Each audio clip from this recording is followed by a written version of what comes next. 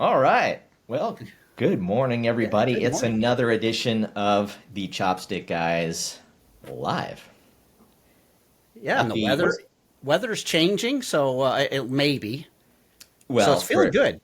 for a day or so it's changing. Let's see how, how long that Yeah, lasts. But man, if you are anywhere in Northern California or actually most of the West, man, you know it's been a hot summer so far. that's right. And hot summer for an outdoor location photographer is always a challenge. But Yep. hey, we're glad you're here. Happy Tuesday, everybody. Thanks for joining us on this live that we do. We're trying to do these once a week, and hopefully we'll get more into it. But yeah, so we just want to talk about a few different things going on in the chopstick world and some exciting stuff. And we'll mention briefly about this workshop that we have coming up. We're going to talk about a big project that we did last week that we actually learned some really interesting things and wanted to share some thoughts about that with you guys. And then talk about a video that was just released yesterday that was a lot of fun. So yeah, so what do we have coming up, Mark? Coming Hey, up. so we have our biggest workshop of the year, right? We talked about, I think, last week a little bit, but it's our Salt Flats workshop at the Bonneville Salt Flats in Utah. So it's not even a And workshop, it's Salt Flats it is our Experience. Salt Flats experience. That's right. It's more than a workshop. It is an experience. You're talking about five different opportunities to shoot. And we say five opportunities, we're saying like five multi-hour opportunities with multiple models and different things going on. And it's almost full. Yes. Yeah. So it's five events over 3 days, right? So it's 3 days, like Mark said, of shooting. So we won't drone on and on and on about this. It's not a sales call here, but we just want you to know that this workshop will sell out. It's almost full. We've got only a week and a half left on the early bird pricing. It will probably sell out before the early bird pricing has expired. So if you are thinking about going, if you don't know anything about it, go ahead and check out our website, panopticchopsticks.com, Yep. and that will get you right to the link to you can find out more information, order a ticket if you like. But if you know about it, you know that you want to go. If you have any chance of going, you want to attend. If you don't know about it, find out there. But this is, like Mark said, like one of the premier events in all of photography this year. So Yeah. We keep telling everybody this is a bucket list location. it is. And in case you don't realize what we're saying, it's right. You should have, as a photographer, this bucket list of places you would love to go, right? Top of the list, a safari in Africa. But Yep. man, right there in that top five should Totally. be the Utah Salt Flats because it is mind blowingly cool. It's unbelievable, actually. Yeah. It's one of those things that, like, I every time we're there, I'm just totally blown away. It's really, really cool. So we have a lot of people probably that are watching this that has never been to a workshop of ours, and they're just going, "Yeah, I've gone to workshops." And I hear people all the time going, "Yeah, I don't go to workshops because I'm just, there's 8 rows of people trying to fight to take the same picture of the same model." Yep. Ours are so different than that. Like right down to, we pride ourselves in trying to do things differently, but we have coming up, we're going to do a Zoom call coming up where, we usually do a series of calls before a experience like this. Yep. So you're not coming in like maybe you don't know people. You're not coming in going, I don't know anybody. I don't know what to do. You're going to meet everybody that's going to be on that workshop. You're going to meet some of the models, if not all the models on the call. For sure. We're going to go through each day. We're going to talk about what you should bring, what you should wear, lens you should, use. So right there alone, right? At minimum, we're going to have 2 calls before we get there. Yep. And then when we get there, what did we have last year? So last year, it was basically, I'm not going to say identical to this year, but identical in makeup. So I think we had 12 photographers, and we averaged at least 4 models every single session, except for the last session. And I think at that point we had 12 photographers and something like 8 models. Yeah. It was So you're the not going to be photographer. fighting over with 20 other people to take the same photo. You're Yeah. going to have plenty of time to create your art. So Excuse me. we got a question in this week from someone that was looking to attend, and they were saying, kind of walk me through what the shooting environment looks like, right? And so when I got in contact with them, basically said it's a combination of instruction, it's a combination of small group shooting, it's a combination of individual shooting, it's a combination of challenges and games, and then a combination of just free shooting, right? Yeah. So it's like all those things wrapped up into one. It's not going to be that free for all the time. The only time that it's a free for all is really the very last hour of each day, and that's where we just Everybody's kind of in the rhythm. They hit Yeah. their stride, and now it's happening, and it's. But Yeah. the one thing that's super important out at the Salt Flats is it's a difficult place to shoot in. We say it's a bucket list location, but man, is it bright and can be windy and just got a lot of Yeah. different weird situations that go on.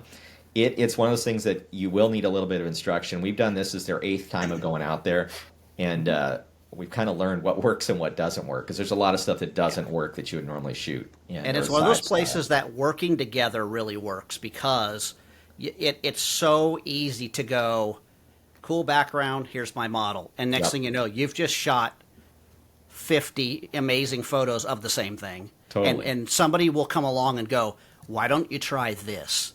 Even as, someone, we've been doing this a long time. Every time we go out there, right, somebody goes, hey, check this out. And you're going, wow, I would have never thought to shoot it that way. I'd never thought to stand over here. It's so fun to just collaborate with each other and work together. Yeah, so if you want to come, please do. Like I say, we've got looking at the calendar here. A week and a half left, really, until that expires the early bird special. Correct. So Yep. we got a great model group coming out this year, but it's going to be fantastic. So love to see you there. If you know, you know. If you don't know, find out more, because if you've been before, you want to go back. And, That's right. It's pretty awesome. Yep. So Yesterday, we shot a project. How many months ago? 3-4 months ago. With back in March. with one of our main sponsors, Westcott. Yep. Who, man, if you're not using Westcott gear, you're missing out, because you're missing out on some exceptional customer service. Right? Yeah. We've worked with a lot of different companies, but the customer service at Westcott, man, surpasses them all. It really does. I mean, that's not just a sales pitch. It sounds like we're pitching a lot of stuff today, but it's not just a sales pitch. They're you can ask anybody that's had any issue with their equipment, or just questions. They are the top of the top for customer service. Like, you actually talk to a live person.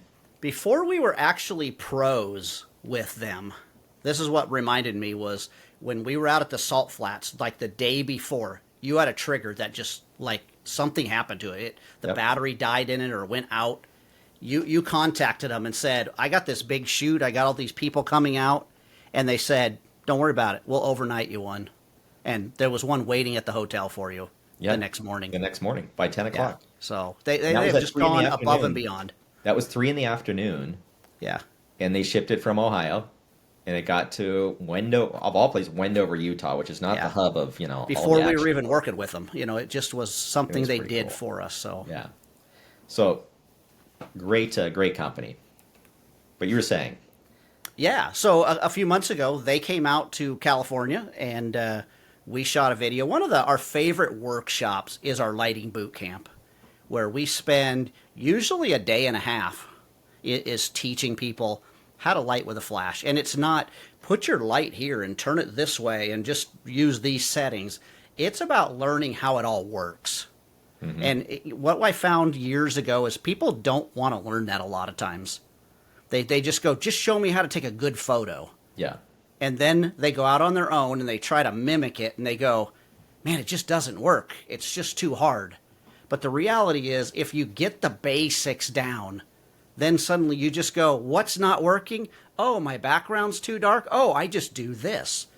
Oh, my background's too light, or my subject's too dark, but my background looks good. You start figuring those things out really quickly Yep. when you have those basics down. And so we were able to kind of put our lighting boot camp, condense it into this nice little package that, you're not going to get all the answers. It's not meant to give you all the answers, but it is meant to give you a foundation to where you can now handle any situation.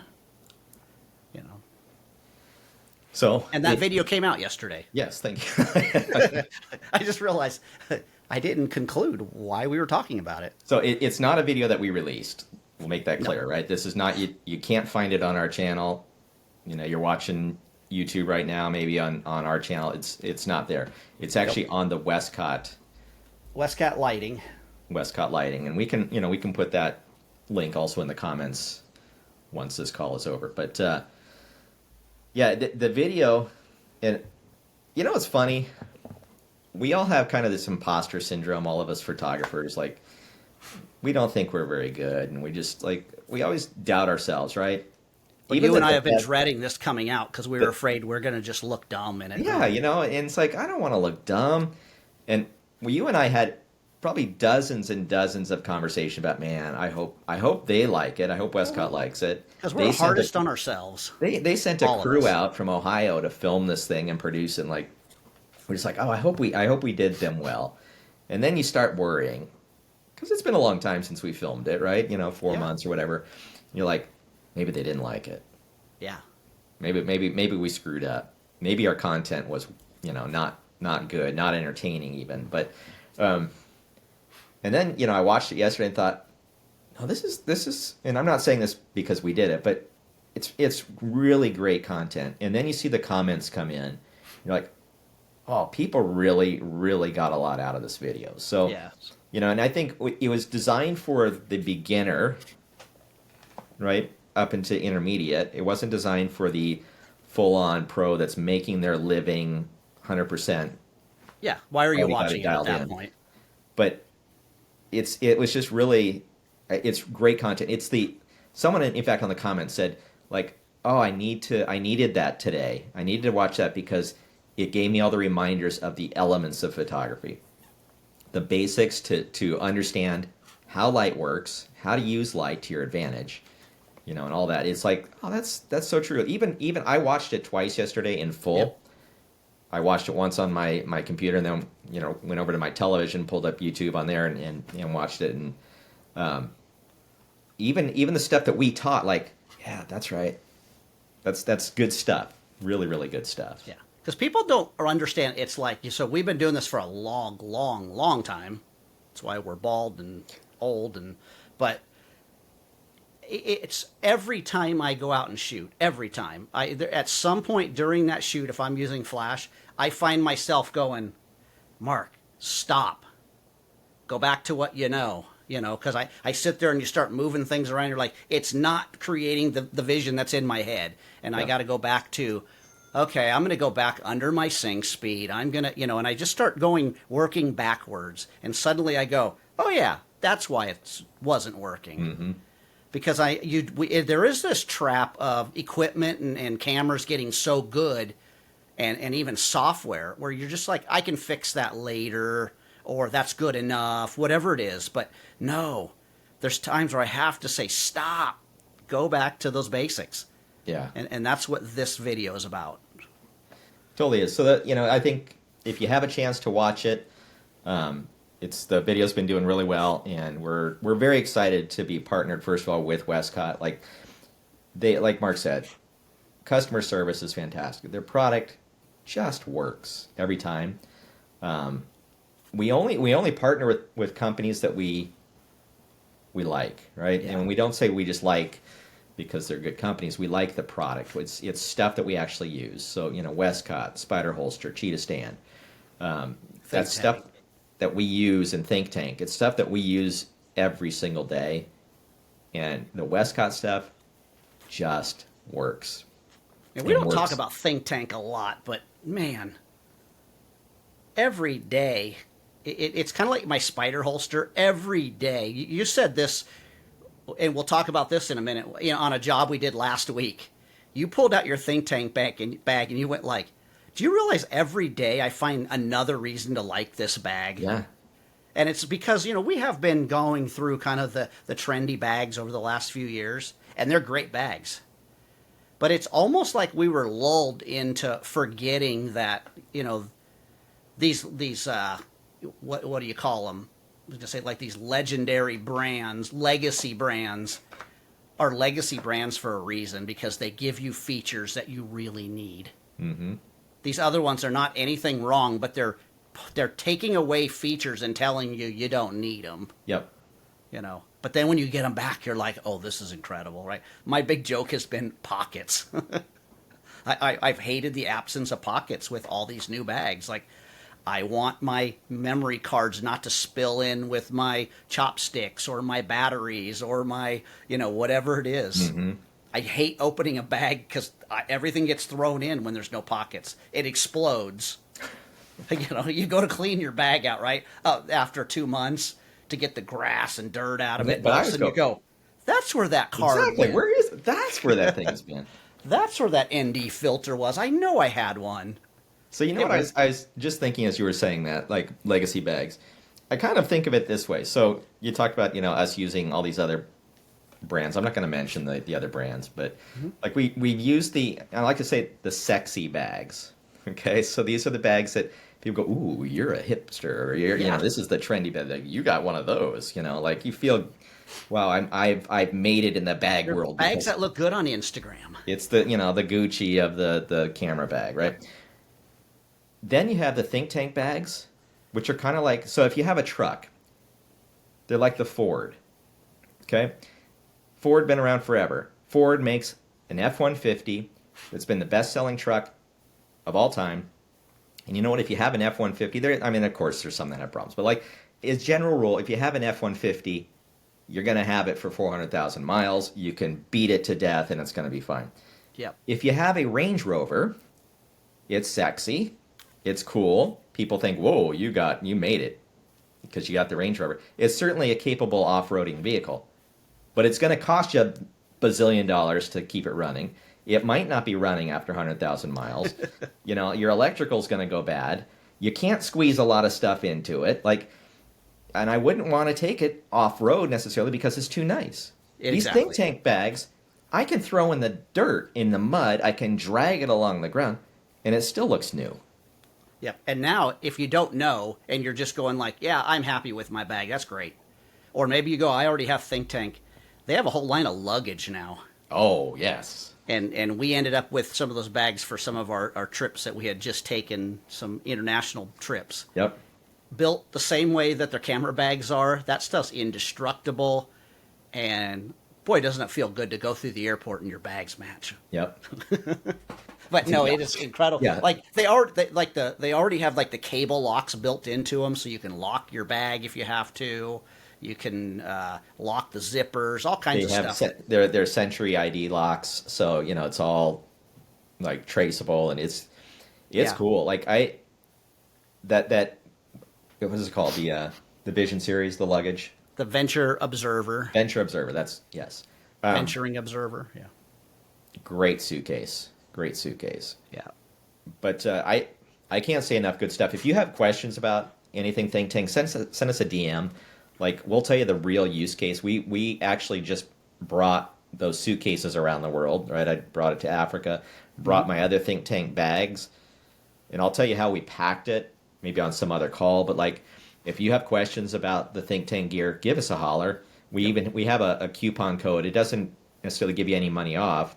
Yeah, there is no money off anywhere for a think tank bag. They're just good bags. They give you a free gift, which is pretty cool. It's usually one of those little from pouches. Like 4 things. Yeah, so it's worth. And always choose the cable management bags.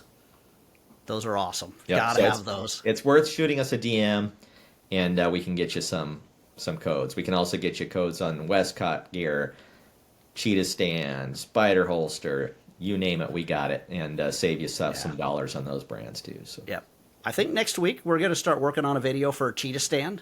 Yep. Because that is it has become like we didn't know it. It's becoming, if you're new to us, we have talked about Spider holster for years as our favorite piece of equipment because every day we go, I'm so glad I don't have a strap. Yep. I didn't know how much I love Cheetah stand.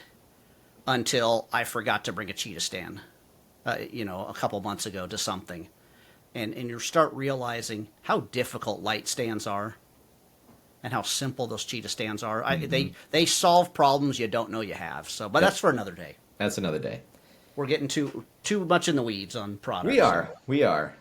But we wanted to, the reason actually we came on the call is to talk about last week's project, right? That was the big crux that we wanted to do a live on what we did last week. So the whole thing with last week, we started talking the other day. We had this big job, and it was a school photo job, right? To take school yearly portraits that they do. Not the sexiest photo job in the world. But we were talking about like different types of photography that's maybe not valued by the photo community as it should be. Yeah. Right? And that would include there's school portraits. There's you and I at some point in our life said, I don't do school portraits. I said I would never do school portraits. Yeah. I went beyond I don't do it. I said I wouldn't do it. Yeah. Why? Because I thought, who wants that's boring. Yeah. You know, However, we started doing it last year, and I actually find it kind of exhilarating. You know, it is. It's problem solving. It's challenging. It engages you. It's not just sit there and go next. I guarantee you there are people that do that, Yep. and that's the reason we're picking up these school jobs, because we don't approach it that way. We're actually approaching it as, I want to create something that you will print and hang on your wall. Yes. Not, oh, this is just the picture I have to take to give to grandma. Yep. I want to create a piece of art Yeah. So with every student. We learned some really interesting things doing this project last week. So this was not a big school. It wasn't a school of 2,500, and in fact, it was a independent study school, right? Mm-hmm. Independent charter school that does, yeah. And so there's 300 kids. Wasn't, like I say, it wasn't huge, but we shot these kids over a period of 2 days, and they came in, basically class at a time. Freshmen split up into two, sophomores split up into two, and so on. And we had an incredible time just shooting them. The thing that we've actually discovered, right, about school portraits is, first of all, they are fun, and it's a blast, like talking to all these kids. And we discovered that the way we take school portraits is not like your grandma's school portraits. Nope. Right, or when you were a kid and you were sitting in school portraits and they put you on a funky background and it just looks stupid. I think back to the pictures that I had taken. They were not great. I was just going to say, I think of all the kids that walked up, you were that first station for their yearbook photo, and you're like, this is for the yearbook, give me your bet. And they're like, I hate school portraits. And then they would come over by my station and they could see your computer. And almost every kid would look over and see themselves and go, whoa, that's really good. Yeah, it's funny, especially the girls, who are always like selfie queens, and they're like, oh, wow, that's really good. That's really good. And that was a really nice compliment. It was. It's like, it's really fun. It's gonna be good. But even just their yearbook pictures. So we had two stations set up, right? We had our yearbook station, which is the station I was working that day, and they would come in. Let me back up. Okay. We use this incredible product called Photo Day. If you are doing school pictures, if you're doing event work, if you're taking pictures of dance studios, you got to get on. Or you haven't done it because you're afraid to do it because of just the management of it all.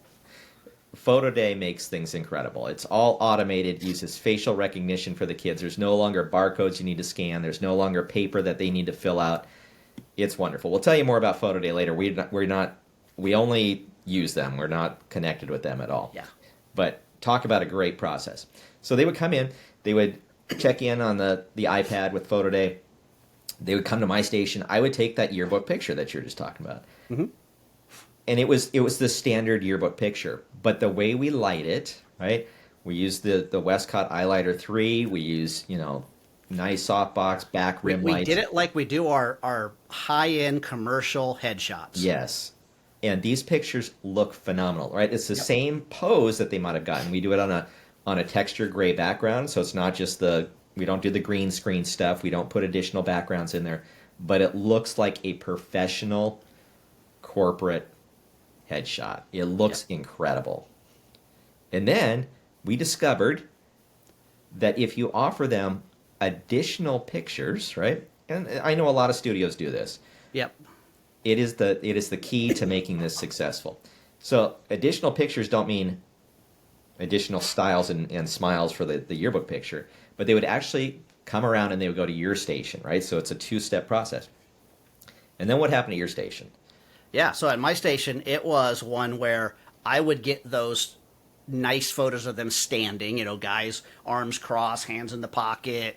Girls kind of had a nice pose that I had going for them.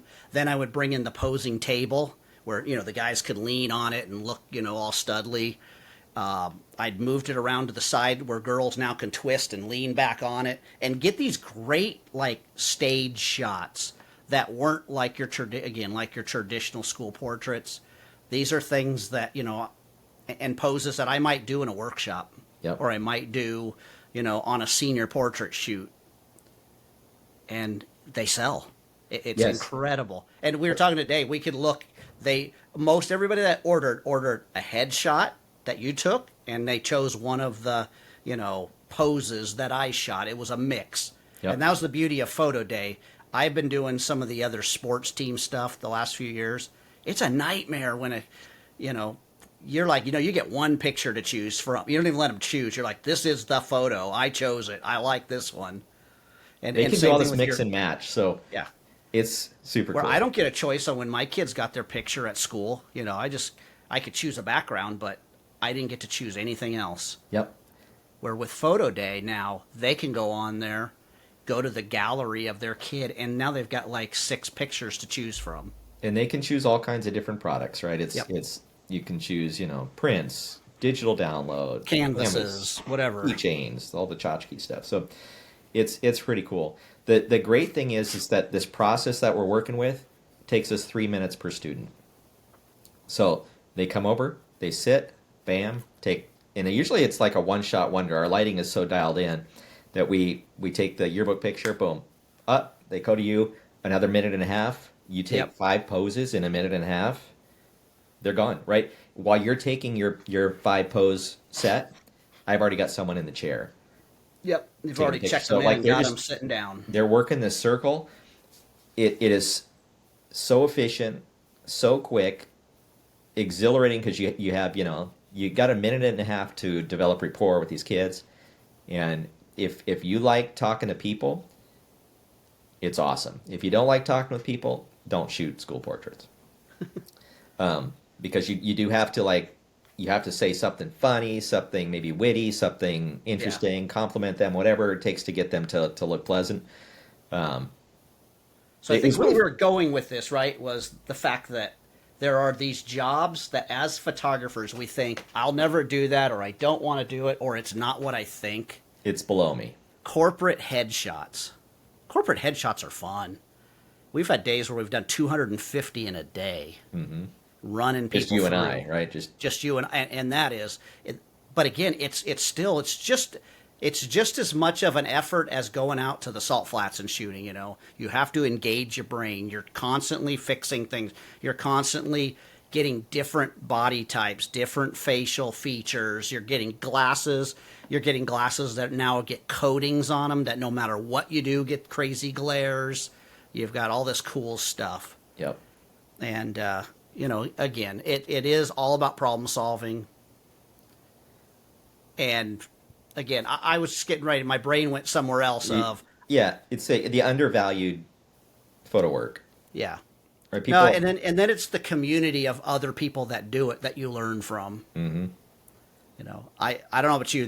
What's been sticking in my head since last week has been Jason Moreno. When we did work with, he was a pro with us at Interfit.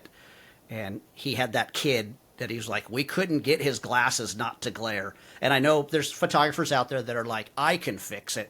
No, you can't. There are certain glasses that just glare. Yep. It doesn't matter. They're going to look terrible. We know all the tricks about bending up, all that stuff. But there sometimes doesn't work.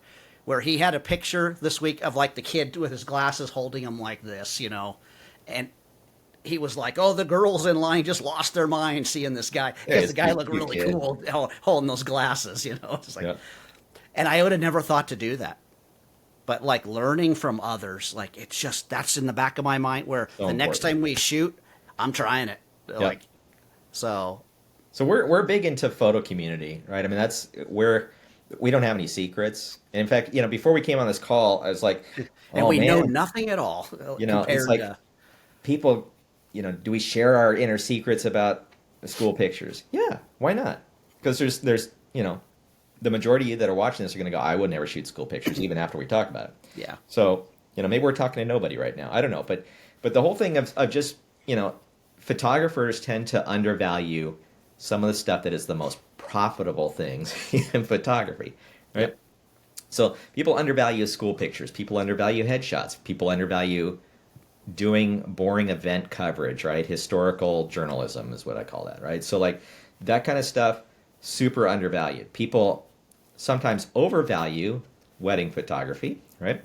They overvalue doing classical, portraiture for a magazine, right? Let's say Vogue, right? It's very high fashion classical portraiture. Oh, you're that. But you may be making $100 on that job, honestly, right? Compared to making multi-$1,000s on a school job. Like, it's not that hard. And you know what? You can make it as fun as you want to make it. Yep. Yep. It's the same thing with weddings. Same thing with all kinds of stuff. Yep. So Good stuff, man. If we have all kinds of stuff we've learned, in the past year even, and like I say, we're not where we want to be even, at the level of school stuff. But we've learned enough in this year that if you guys have questions, fire it out. We're happy to answer anything you have. If you want to know more we about have photo failed day, enough and then had to learn how to fix it. Yep. We're happy to we've brag gone on through that the kind of pain, so stuff you don't also. have to. Yep, for sure. Yeah, we learned some hard lessons. Yep.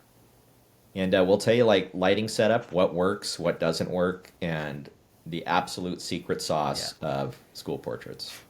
Which goes all the way back to our project that Westcott did with us, and that was that lighting, learning how to light. Learn how to light. If you don't feel like you're proficient at it, not you're an expert, you're know-it-all. We don't know half of what we should know, but learning those basics, because that's the secret to getting those good results, right? It's if we couldn't take, and because you just said it, we just lit it so well. When you light things well, you don't have a lot of extra work to do. Yep. It literally is tightening up a crop a tiny bit and it's ready to go. Saying people go, how do you guys get weddings out so fast, right?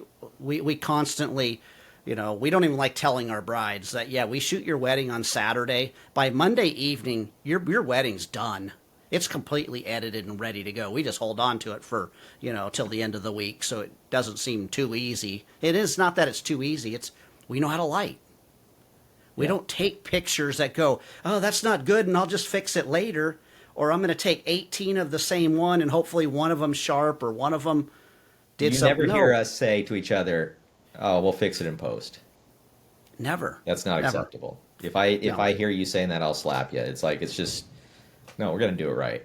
Yeah, and it all starts with learning how to light. Yep. You learn how, whether that's natural light, artificial light, flash, it's learning how to do it so it's done once you click the button. There's just tiny things to do. So what you just said reminds me of a comment. Our friend Francisco out there in Texas, who is one of the nicest guys around, young photographer. Yeah, follow Francisco on YouTube, on Instagram. He's a great guy. He's a great guy. FJH Photography. Mm-hmm. Totally transparent guy. Very, very soft-spoken. He's a really good trainer, right? The guy knows a lot of stuff, takes incredible pictures. And so he posted some pictures that he was very proud of, and they look great. I thought they were fantastic. They always look. His stuff always is exceptional. And he had a couple of comments that he mentioned of people commenting saying, oh, your lighting was terrible. Like, it was so flat. There was no contour. You should be doing it this way. What's the matter with you? You don't know anything. Like, and he put a post out saying, I feel terrible. like, I thought I did a good job, but I guess maybe I didn't. And, the whole thing about us as photographers, and I'm talking to everybody that's listening to this, like, we are so hypercritical of ourselves and so worried. It's just like our video that Westcott did. We were worried that we screwed up, right? Even though I was confident we didn't, but I still worried that we did. We have such poor self-confidence in what we do that, anybody says anything on our Westcott video. Overall, the comments have been very, very gracious and generous, right? But there's a few that I go, huh? Were you watching our video? Yeah. Why And everybody says you need thick skin, which you need thick skin, but guess what? This is our art, right? Yep. And none of us like to have our art criticized. And there's times it needs to be. There's times, and not criticized, but there's times where it needs to be critiqued. Yeah. When you ask for it. When you ask for it. Yeah. And I think that's the most important thing is, as photographers, when you go out online, if somebody's not asking for a critique, it's not your business to give it. Just to go, yeah, I don't like the way you did this. You should have done it this way. Unless they've asked you for it. It's not a photo review. No. You're sharing your personal creative art, right? It's mine. And especially one that you post. You post it because you feel like that represents me. This is my style. I'm proud of it. And so when someone tears it down, it is like they stick a little dagger in your heart. Like, I guess I'm not good. I guess I'm terrible. Or there's a reason behind the subject. Yeah. And the subject's important to you. And then somebody's all of a sudden taking knocking it down. So, we talk about this a lot, that we are super careful of not being critical about anybody's work in public. And we'll talk about it all the time behind the scenes. No. But, there's like... But most of it's about our own work. It is. We're super critical of our own work. But, I think as a photo community, the whole positivity is awesome. Like, I just don't understand when people take the time to write negative stuff. Like, do you really have nothing else to do? I don't want to go down the negative side of things in this conversation, but come on, people. Build each other up. Yeah. And if you truly feel you need to say something, DM it to the person. Yep. Don't put it out there in public. Because if it's in public, then you have to respond to it, or you feel like you should, even though you don't. But and also it just makes you look bad when you do it. Totally. Because what happens every time we see a negative comment? What's the first thing you and I do? A negative comment on our stuff. Click on that person and go and see what their work is and go, I don't think you should be talking. You suck. Why are you talking? And I think we all do that. If someone says something negative, okay, I'm going to check out your stuff. I'm going to see if you do what we do. I'm going to see how many followers you have. Not that we have a huge, huge audience, but like you start comparing, you're like, nope. It's because it's personal. It is. I don't really care what people say. If you're a photographer, if you eat, sleep, dream photography, you have an ego. We all do. We try to keep things in check, but we all, it hurts because it is a part of who we are. So, but critiques, we need critiques because we all need to be challenging ourselves to get better. Totally. And again, you and I are the biggest critiquers of each other's work, and wow, what could you have done here? Why'd you do it this way? There's the challenge and pushback. And you know what? Sometimes what you say to me hurts. Me too. Yeah. Because it's like, again, the challenge of, but I trust your opinion enough to then internalize and say, okay, he's right, or maybe he's wrong. Yeah. Right? I figured that out because I've asked for the critique. Right? Correct. You've gained my trust to allow you to say something negative to me. It's when someone that you don't know and I have not given that trust to you starts critiquing me, I don't like that. Yeah. Yep. Yeah, we know a lot of like photographers that don't use lights. That they're natural light photographer, and they're amazing photographers in what they do. Yep. And I can't do what they do consistently. And they can't do what I can do consistently. Yeah. But it has to do with, at that point, it's just a different, look at photography. For sure. One of them's not right and one of them's not wrong. Yep.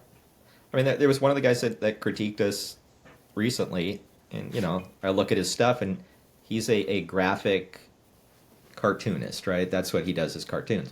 And so, like, you don't even deal in photography. Why are you commenting on the photography stuff? Like, it's just weird. So, I think critiques are awesome if you trust the person and you've developed that relationship back and forth. Yeah. It's a necessary thing, because the only way you can improve is by someone looking at your photo and saying, you might have thought a little different. Maybe if you did this.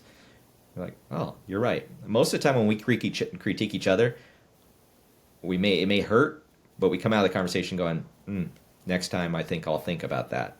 Yeah. So next week, when you see us posting something,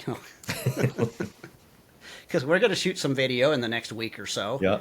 And man, that's a whole nother animal. When you guys watch YouTube, and this isn't us, this is for everybody. Like, you'll sit there and watch something and go, why didn't they do it that way? Well, let me tell you why they probably didn't do it that way. Somebody goes, oh, you should have had them stand over here, and you should have shot from this angle, or you should have done something. When you're shooting a video, number one, you're thinking, okay, how do I make a good photo? Number one. And then you say, I want to take a picture there. But then it becomes, where am I going to stand? Because I'm either going to be a silhouette, or I'm going to be squinting in the sun, or I can go in an area that maybe it's not as dramatic, but we can be in the shade where we can be exposed correctly, the subject can be exposed correctly, so that it's pleasing to watch the video. It's not about the end result, it's about the process. Yep. And generally, when you and I create a video, we want to share with somebody not the end result, but just the process. It might not be the exact place or how we would shoot it, but all the concepts are exactly how we would shoot it. And I think, again, everybody that's doing training videos have that same thing in mind. Is, yes, I wished I could shoot it right there. Yep. But that guy's mowing lawns over there, and there's hot spot over there. So yeah, give everybody a little. So we've got some new stuff coming next week. That's all I was going to say. That's all We're excited about some new video. Hey, but if you watch that Westcott video, give us some nice comments. We would appreciate it. No, actually, we very much appreciate it if you would watch that video. Every view counts. Again, when it's not on our channel, it's on the Westcott channel. Go ahead and we'll put the link in the bottom. But we've been talking for almost 45 minutes. Can you believe that? Okay. We've Two been really rambling shy now. guys who don't like to talk at all are just Right. spending our time talking. Okay, I think we covered, we want to talk about workshops coming up, what projects we've been working on. Yep. And, yeah. Well, until next week, I think that's all we have. Okay. Hey, don't forget. Don't forget. Don't be lazy. Don't be lazy. Bye, everybody.